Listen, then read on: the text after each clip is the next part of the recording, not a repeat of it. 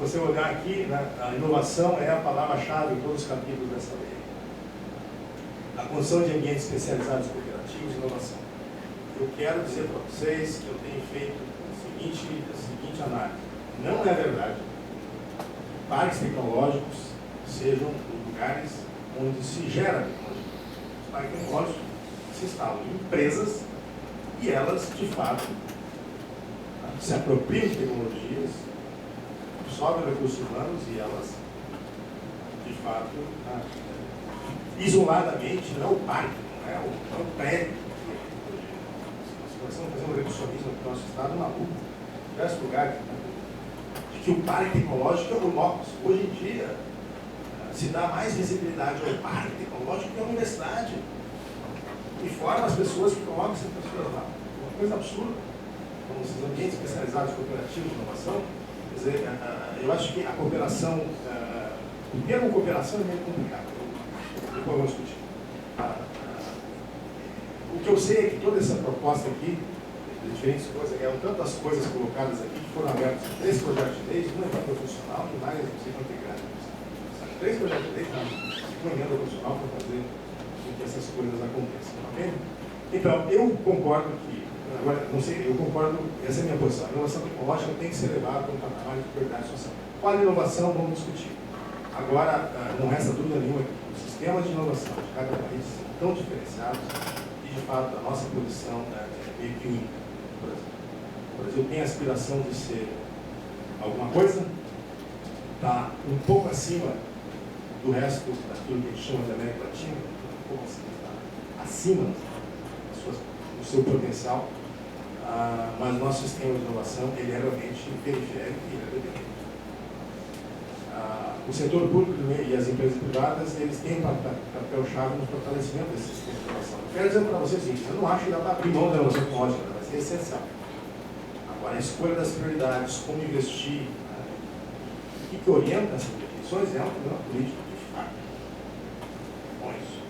Eu quero abrir o debate porque eu acho que vocês têm muito mais perguntas e aportes a fazer vocês do que eu ficar aqui insistindo com vocês sobre a importância da inovação. Eu acho que a inovação é importante e o setor, assim, a área pública, a sociedade, através de opera as suas prioridades através de uma estrutura de governo, se as estruturas de governo são orientadas daquela forma, se os seus esforços não estão bem alinhados com aquilo que se espera com a sociedade, estão alinhados com os nossos objetivos sociais maiores, não estão pesquisando mais uma droga para uma doença da obesidade, um modo de vida que pode ser mudado, menos para a doença tropical, essas escolhas são feitas, de fato, num nível que eu acho que um pescador individual na nossa universidade não consegue.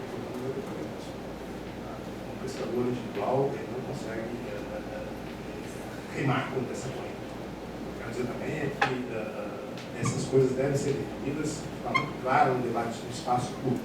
O que eu vejo é que a discussão de inovação no espaço público está reduzido a chavões. Bom, parque tecnológico é uma coisa indispensável, é lá que acontece a inovação. Hoje, se você não tiver uma universidade do lado que cria engenheiros, cientistas e analistas e todo aquilo que faz realmente a criação, não adianta o bem. A Chavões, por exemplo, de que a inovação ela é só da empresa. A inovação é para produto. A inovação que pode ser feita, deve ser feita no governo. Não é que pode, deve ser feita inovação dentro da macroestrutura do governo. Fazer inovação na educação seria a prioridade das prioridades. A prioridade das prioridades. Então, esse público só vai poder definir essas prioridades se for pressionado. Se a gente vê, entender como complementar o esforço que faz as instituições de ciência e tecnologia pública com o esforço que faz as empresas. Eu não vejo aí um antagonismo. Vou deixar bem claro. Eu vejo que a complementariedade é necessária. Eu acho que as empresas geram externalidades muito positivas para a sociedade. Mas é claro, o investimento público e as prioridades da nossa nação aqui têm que ser presididas por decisões e orientações muito mais debatíveis. Além disso, acho que se inovação ficou com aquela aura de uma coisa mística, uma coisa importantíssima, a prioridade das prioridades, e que é só a empresa que faz, isso está errado. Isso aí, na verdade, a inovação social ela tem muito espaço e não acho que as empresas não devam colaborar, vão colaborar se sinalizarem adequadamente com os mecanismos de pensamento e escolha de prioridades. É isso aí. Vamos para o debate.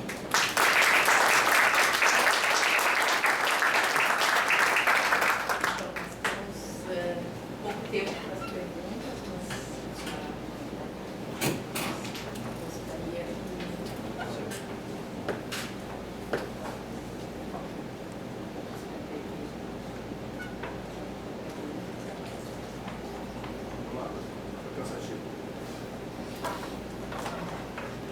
Lino, chegasse a estudar alguma coisa da China, essa questão da política de ciência e tecnologia lá.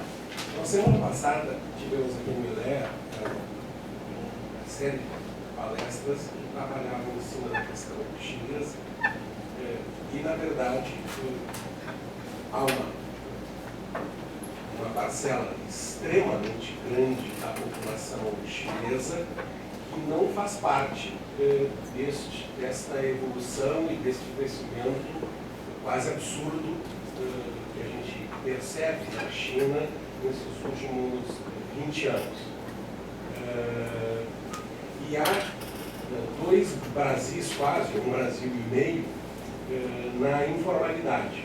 O professor Sérgio Schneider chegou a mencionar que tem mais ou menos uns 300 milhões de chineses, cuja sede é no campo, mas estão na cidade trabalhando de uma forma absolutamente informal, muito provavelmente, quem sabe, trabalhando 20 horas por dia e ganhando salários minimamente adequados, mas esse dinheiro que eles ganham é suficiente para eles mandarem para casa, onde de alguma maneira as coisas estão acontecendo. Como é que é a política de ciência e tecnologia naqueles caras lá que teoricamente tem coração vermelho e mente vermelha?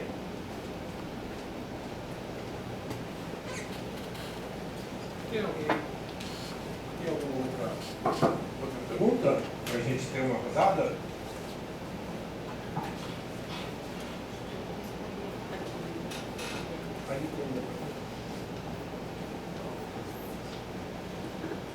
Não, eu gostaria que se tu pudesse comentar um pouco mais a questão das tecnologias sociais, que a gente até conversou anteriormente.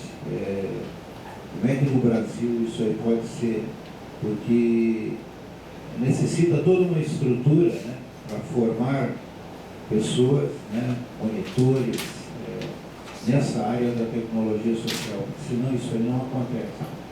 E qual a função que a universidade pode ter, a rede universitária pode ter nesse desenvolvimento de tecnologias sociais, que às vezes, inclusive, não demandam muito custo, né? Ela vem muitas vezes da inteligência popular, né? Do dia a dia e das necessidades das pessoas, né? Nas diversas regiões, mais que o Brasil é um país continental, onde a busca, né, de soluções né, dentro da realidade de cada região do país.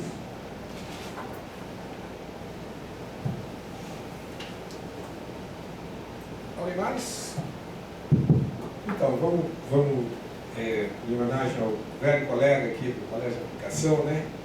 Vou falar um pouco que eu sei sobre a China.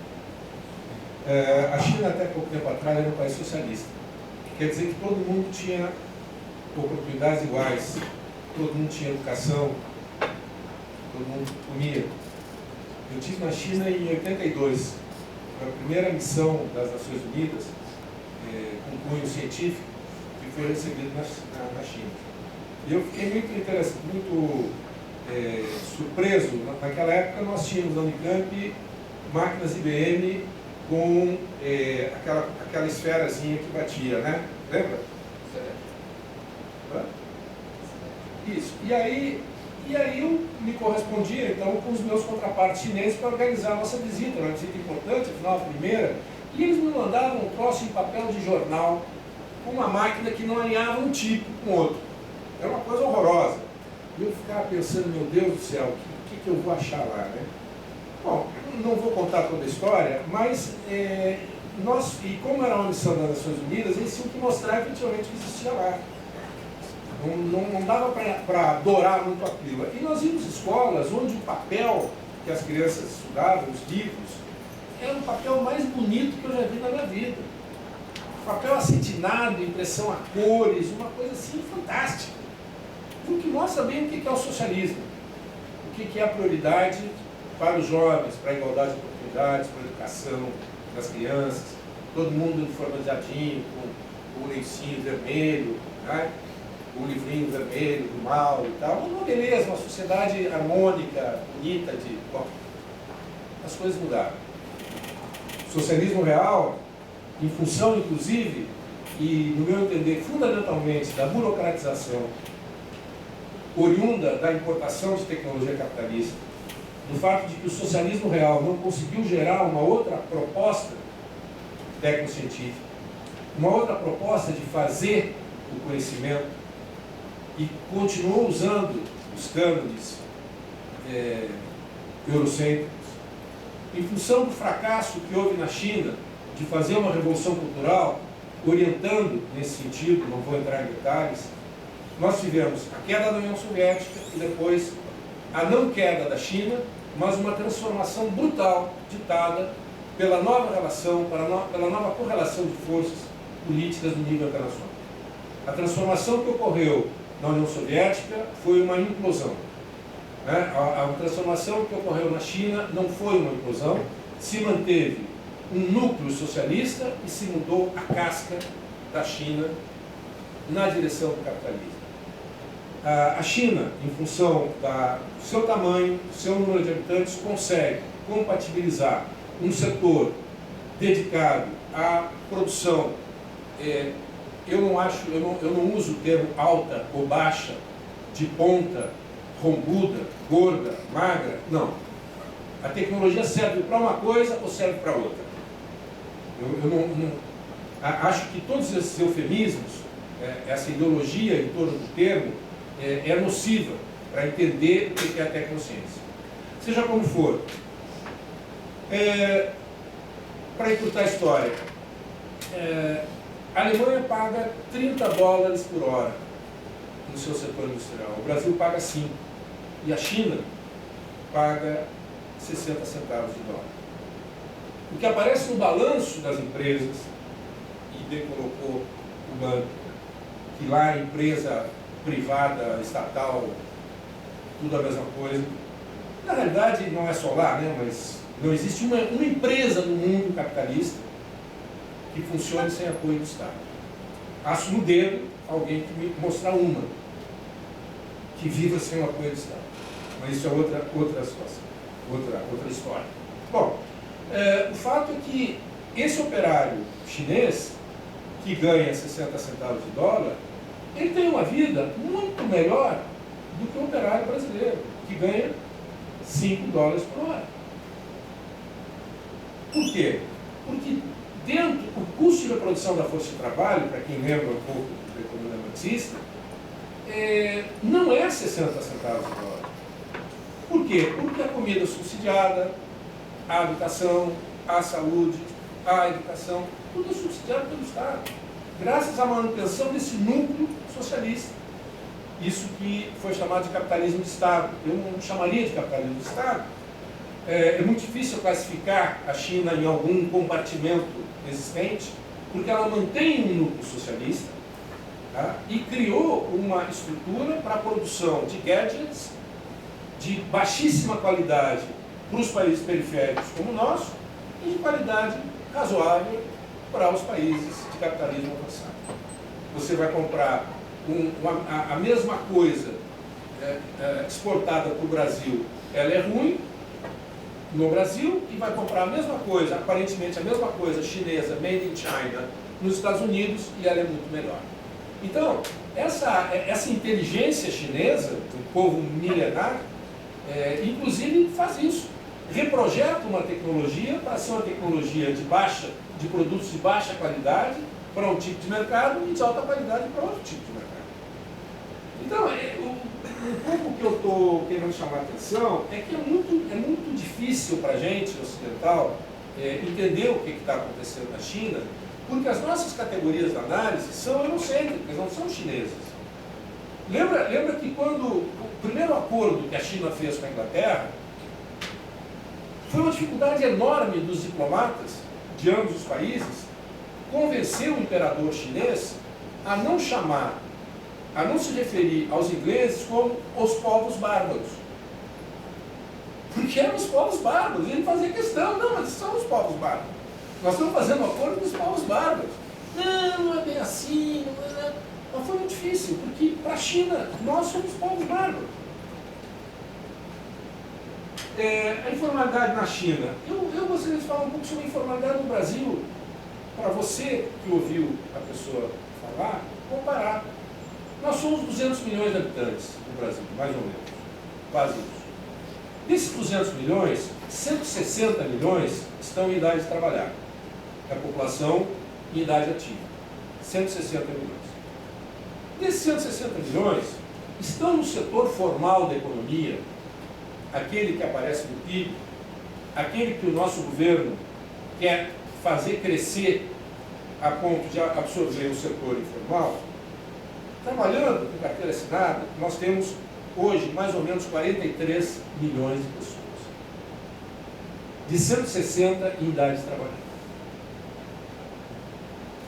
A capacidade ociosa do nosso país, medida por setor formal sobre o total de pessoas aptas a trabalhar, é uma das maiores do mundo. Não sei se é menor do que a China. Não sei, sinceramente. Eu procurei esses dados sobre informalidade no mundo e, lamentavelmente, a OIT e outras instituições não publicam a coisa da forma como tem que ser publicada. Mas no Brasil eu sei, são 43 milhões de pessoas em 160. Quer dizer, e nós estamos falando em pleno emprego. Quer dizer, o Fernando Henrique terminou com 28 milhões. O Lula largou com 40. A Dilma está com 43, 44. Bom, palmas para o Lula, porque o Fernando Henrique não estava dando, porque o Fernando Henrique passou o seu período governamental inteiro praticamente sem criar emprego formal. Não vamos detalhar, inclusive eu estou fazendo uma coisa errada, né, equivocada, de nominalizar períodos. Né? Mas seja como for, quero chamar a atenção que quando tudo vai bem, boom das commodities, Bolsa Família, expansão da Previdência, aumento do salário mínimo, quando tudo vai bem, nós conseguimos criar no Brasil 1,5 milhão de empregos formais por ano. 200 milhões é uma taxa de crescimento de 1% ao ano, dá 2 milhões. Estou chutando, conta de engenheiro. Tá? 2 milhões de pessoas estão chegando querendo emprego. E quando tudo vai bem, a gente consegue criar 1,5 milhão. Quer dizer, não, eu botei a figurinha do elefante querendo entrar no elevador. Não tem jeito. Não tem jeito. E essa é a razão fundamental, agora como crítica externa, que eu coloco, para dizer que nós temos que mudar essa política de ciência e tecnologia que nós temos. Porque nós temos que utilizar a capacidade humana de recursos naturais, de tamanho de país, de terra agricultável, etc., que nós temos no país. E desse jeito, a política de ciência e tecnologia trava. As nossas políticas sociais estão totalmente órfãs de conhecimento, de densidade cognitiva. Quer dizer, nós não produzimos conhecimento para aumentar a eficácia, eficiência e efetividade das nossas políticas públicas. A política de ciência e tecnologia não pode ser vista, e eu acho que o BAMP tem bem claro isso, como uma política fim. Ela não é uma política fim. Política fim é educação, é transporte, é saúde, ela é uma política meio. Ela é uma política que ou ela alavanca, viabilizando, otimizando outras políticas, ou então ela não serve para quase nada. A não ser para que nós, a comunidade científica, né, nos orgulhemos do nosso currículo MIAS, ou LATES, dependendo de como vocês queiram chamar. O meu é MIAS, o meu não LATES, não só MIA. Né? Mas não pode ser assim. No mundo inteiro, a comunidade científica, a comunidade de pesquisa, é dominante na política de ciência e tecnologia. Não é só no Brasil. No Brasil, ela é hegemônica. É diferente. Então, acho isso importante chamar a atenção que a política de ciência e tecnologia era uma política anômala. Por que é uma política anômala? Veja só. No mundo inteiro, a política econômica, a política de saúde, a política de educação, etc., é um pau terrível entre trabalhadores e empresários. Classe capitalista, classe proprietária e classe trabalhadora. Ou não é assim? A história do capitalismo é essa. Os dois brigando para valer, sempre que podem brigar. Às vezes não podem, então não brigam. Mas as políticas públicas, elas são orientadas pelos projetos políticos dos atores. Uma sociedade antagônica como a capitalista vai ter pelo menos sempre 2 projetos políticos e 2 orientações propostas para a política pública. Tá claro? Isso no mundo inteiro é assim, inclusive no Brasil.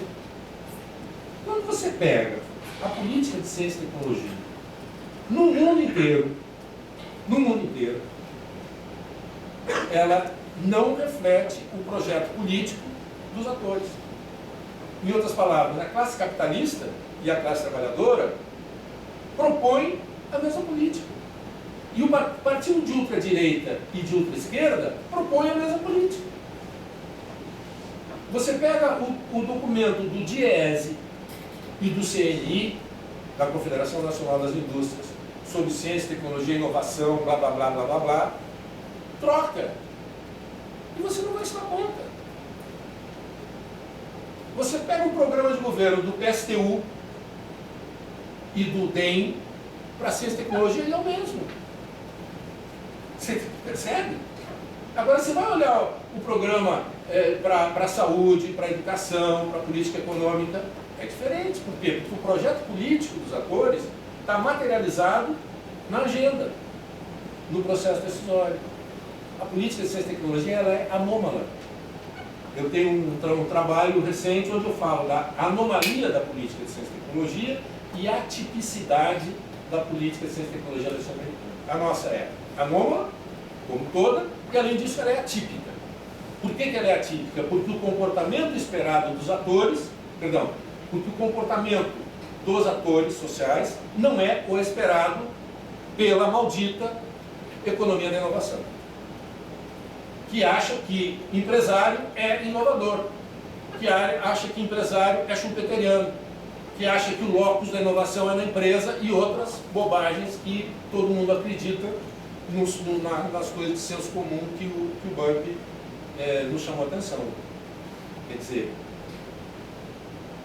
eu um pouco me fui para um outro lado, né? Mas eu acho que o Burke falou, bom, a China tem o maior número de miseráveis no mundo. Bom, não é à toa, né?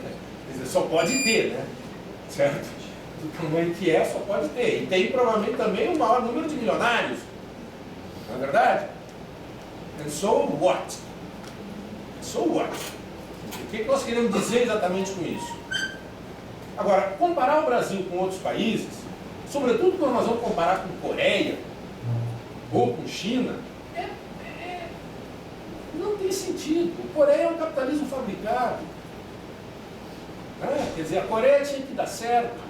Depois da Guerra da Coreia, em 1954, o general MacArthur reuniu os donos da Coreia e disse, ou vocês fazem reforma agrária para ter mercado interno, porque senão não tem capitalismo, e nós queremos que o capitalismo aqui funcione, assim como o socialismo tinha que funcionar em Cuba, né, em 59, é a mesma coisa.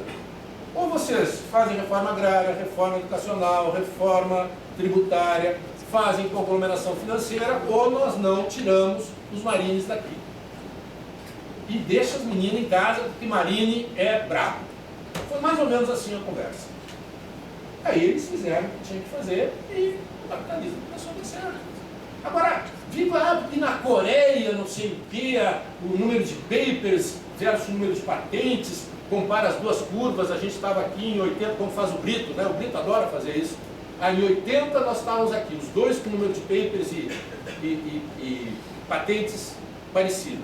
Aí a Coreia deu um salto em papers, nós também, só que em patentes nós ficamos aqui e a Coreia foi para lá. O que quer dizer isso? Quer dizer, que vantagem Maria leva?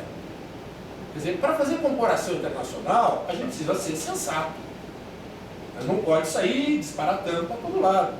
Agora, que um cientista duro faça isso, eu até entendo. O cara nunca estudou, né, ele viveu na sua profissão o tempo inteiro, etc. Agora, que ele não respeite e não leia as pessoas que se dedicam a isso, aí realmente é brabo. Né? Porque tem outra questão ainda. Os policymakers da área de ciência e tecnologia, que em geral são cientistas duros, operam naquela linha do Magister Dixit. Né? Então, eu sei, afinal, eu sei o que é ciência. Eu trabalhei no laboratório. Eu tenho não sei quantos papers publicados, não sei em que jornal. E aí fica difícil.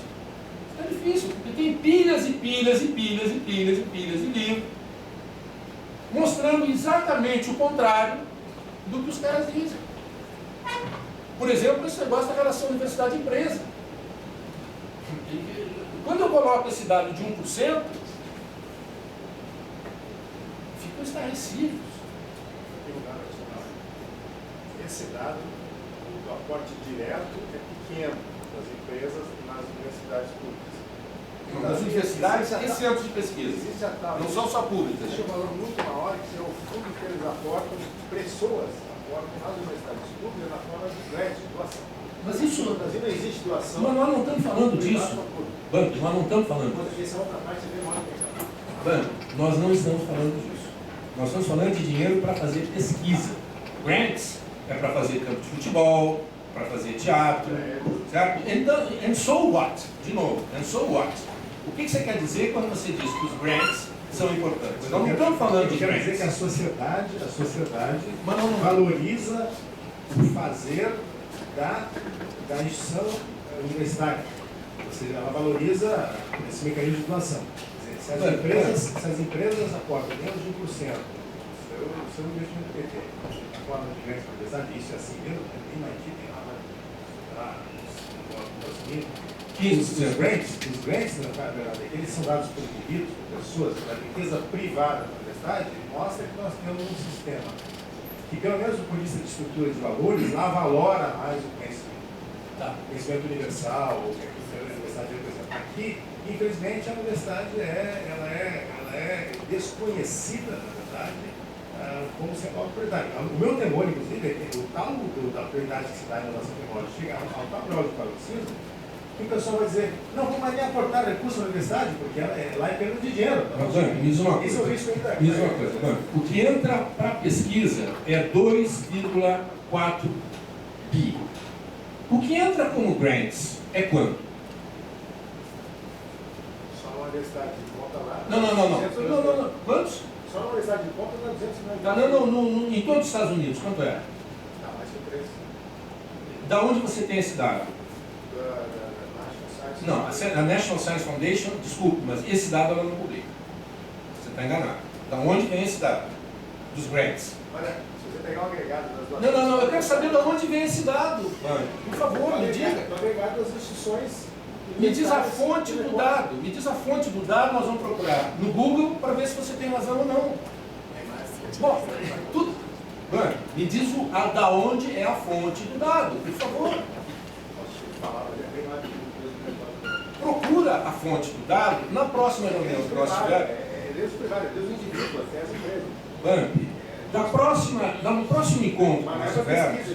No próximo encontro que nós tivermos, você vai estudar isso, você vai pesquisar e você vai dizer, Dagnino, você está errado. Eu vou te dizer agora, eu dificilmente vou imaginar que esse dado é maior do que 2 bilhões de dólares. Primeiro lugar. Segundo, se for, se for, é para estádio de futebol, etc, etc, etc, etc, etc. E você vai me trazer da próxima vez o quanto desses grants que são de fato para melhorar a capacidade científica e tecnológica, porque nós estamos falando disso. Nós não estamos falando de política universitária para teatro, não, nós estamos falando de ciência e tecnologia. E até a valoração das instituições, empresa, sociedade. Bom, tudo bem, mas tudo bem, a gente aguarda o convite do ILEA, do banco, e podemos dar essa informação. Agora, não vai procurar na National Science Foundation, você não vai encontrar lá, você vai encontrar em outros lugares.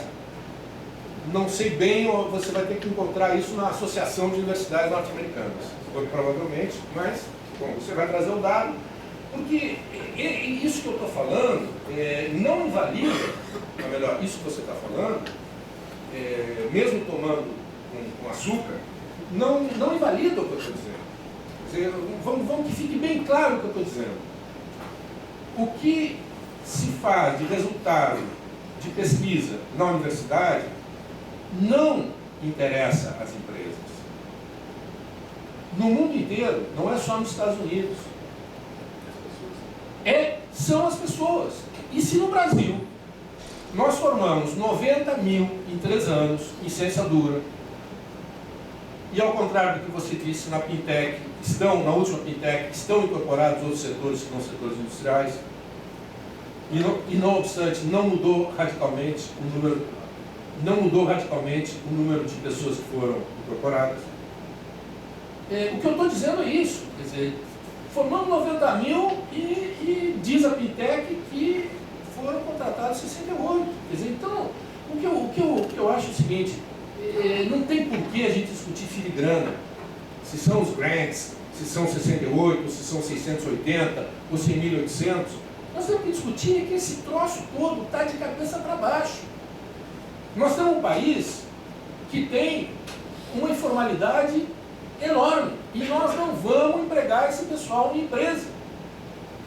A indústria brasileira, a indústria manufatureira brasileira, emprega 7 milhões de pessoas. Tem mais empregada doméstica no Brasil do que gente trabalhando na indústria manufatureira. Está claro? E o que é a indústria manufatureira? É para onde nós estamos formando a maior parte dos nossos profissionais de ciência dura. Estão se dando conta do absurdo que é? Não é só a política de ciência e tecnologia, a política de ensino superior que nós temos. Agora, lamentavelmente, esse governo vem para a história, não temos que formar tecnólogo. Se tivesse formado tecnólogo nos anos 70, quando o Brasil poderia ter se lançado como uma China, produtora de bens de intensidade tecnológica intermediária, para inundar o mundo, inundar o mercado brasileiro, ótimo, mas não fizemos isso. E hoje formar tecnólogo é bobagem, porque não tem lugar para tecnólogo. Sobretudo se pagar 5 dólares por hora, e não dá para pagar menos, quando o chinês coloca na folha de salário 60 centavos. Mas, lamentavelmente, o governo está olhando no retrovisor para fazer a política de ciência e tecnologia e a política de ensino superior. Eu não tenho outra explicação. Agora, por que isso? Você colocou, Banco, que isso se derivaria a estrutura de valores capitalistas, etc. Né? Em determinado momento da tua fala você colocou isso. Eu acho que dentro do capitalismo existem gente pró-capitalista e gente que não gosta muito do capitalismo. A estrutura de valores, né, a mentalidade, os valores e interesses da esquerda não são os mesmos valores e interesses da direita. O problema é que, tal como eu falei há pouco, em função da anomalia que eu fiz referência, o cara do PSTU e o cara do DEM, desculpe, PSTU, só para ficar mais rápido, né? Não tenho nada contra, gosto até bastante, bom, enfim, não vem o caso. Tenho vários ex-alunos que hoje estão no PSTU, totalmente desesperançados em relação ao nosso PT, né? O que a gente vai fazer com isso? Temos que pensar alguma coisa, mas isso é outra questão. O cara do PSTU e o cara do DEM fazem a mesma pesquisa e dão o mesmo tipo de aula na universidade. Vocês já viram isso? Estou dizendo uma loucura? Não. Estou dizendo a verdade. Fazem a mesma pesquisa. Por quê? Porque a ciência é neutra. Está claro? Por que eu vou macular a universidade com interesses e valores de esquerda? Não, ela tem que ser neutra. Peraí. Não, sabe? Temos que mudar essa maneira de pensar. Eu acho que isso é fundamental. E por isso que eu digo, temos que fazer a disputa por hegemonia dentro da universidade. A universidade brasileira está indo realmente por um caminho catastrófico. A universidade pública brasileira. Quer dizer, coisas que durante a ditadura, se alguém de esquerda falasse, ia ser linchado. Hoje o cara de esquerda fala e acha que todo mundo acha bom. Não, colaborar com a empresa, claro. Não, porque a empresa tem o seu papel, não porque